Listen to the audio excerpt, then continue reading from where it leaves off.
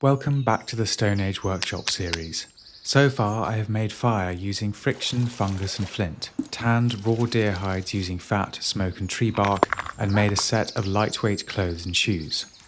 In this episode I will make a stone axe from scratch and use it to gather wood in preparation for my attempt to cross the Irish Sea in a DIY Stone Age boat.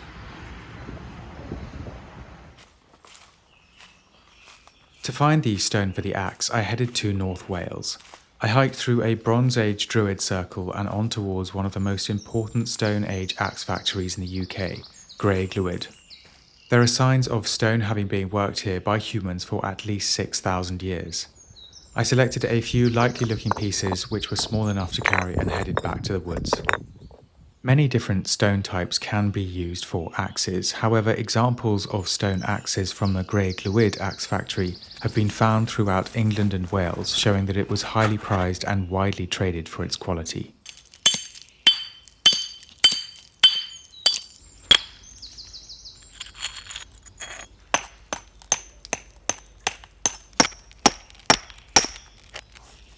The initial roughing out process was quick, however the grinding and polishing process took a few days to complete and wore away an impressive amount of sandstone.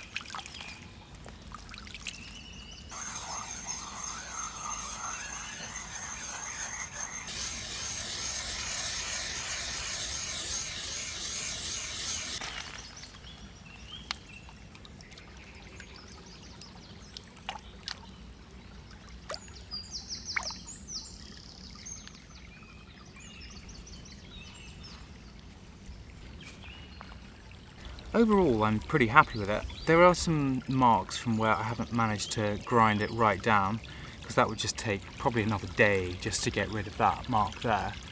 But generally the tips are very sharp. They should do the trick. Let's see.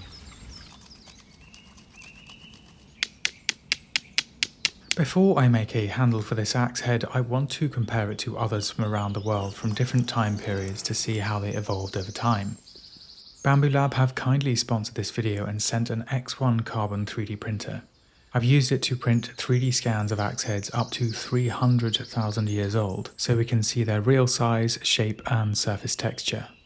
The printer itself is beautifully made, with glass panels, a clear touch screen and a really solid, precise feel. It is genuinely a pleasure to use. I have wanted one of these ever since I first saw one at university, and now I can take an idea and a 3D model, even something as ancient as these Stone Age artifacts or as modern as a product prototype, and make it real in a matter of hours. I spent some time virtually sauntering around the stonetoolmuseum.com and chose a selection of axe heads to print. Once downloaded, I dropped the 3D models into Bamboo Studio, clicked a few buttons and off it went. The Bamboo Handy app is indeed very handy. It lets me monitor prints remotely, so no need to hover over the machine. It also allows me to send files to the printer when I'm out and about. There's a huge range of filament types for all sorts of applications. All of these axe heads were printed using PLA, a biodegradable filament available in a wide range of colours and finishes. The AMS unit on top holds up to 4 filaments and can automatically switch between them mid-print. Now let's look at how stone axe design has changed through time. This hand axe dates back around 300,000 to 500,000 years and was found in southern England, not far from where I am right now. It would have been roughly chipped from a river pebble and used by hand. This flint version took about 15 minutes to make by simply striking 2 pieces of flint together.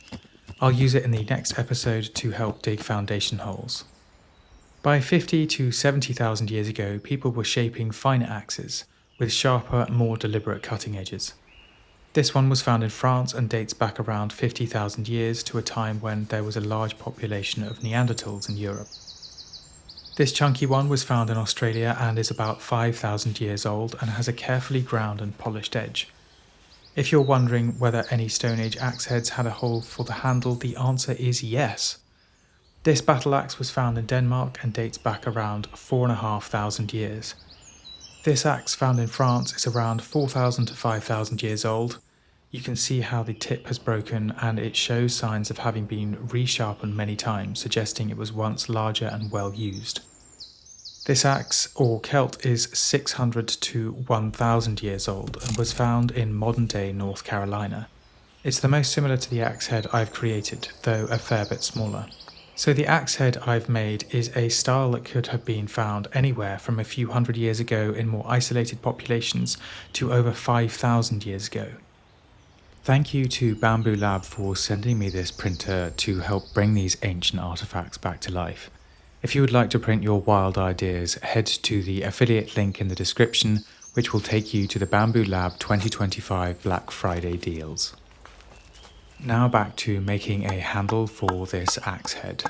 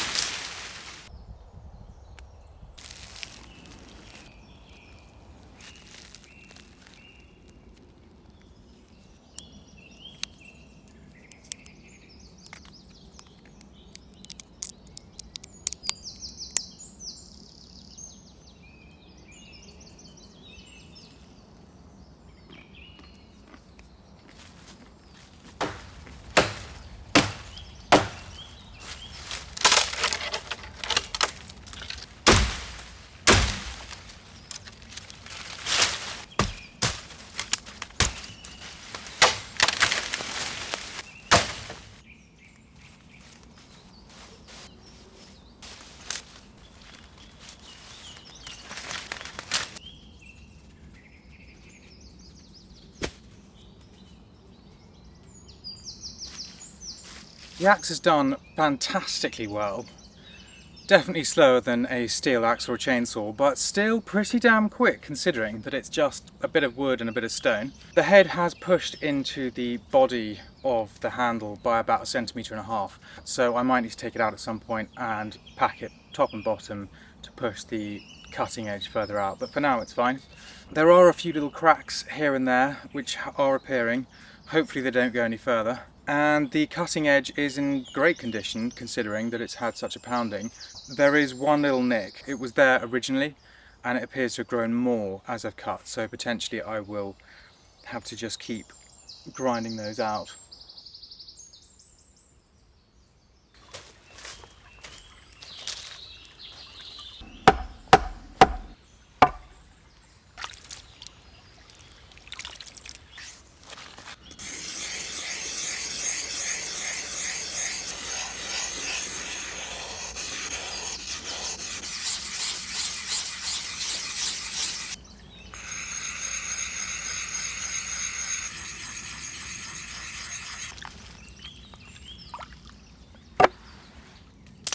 In the next episode, I will rebuild the oldest known Stone Age house in Britain, which dates back to over 10,000 years to the end of the last ice age.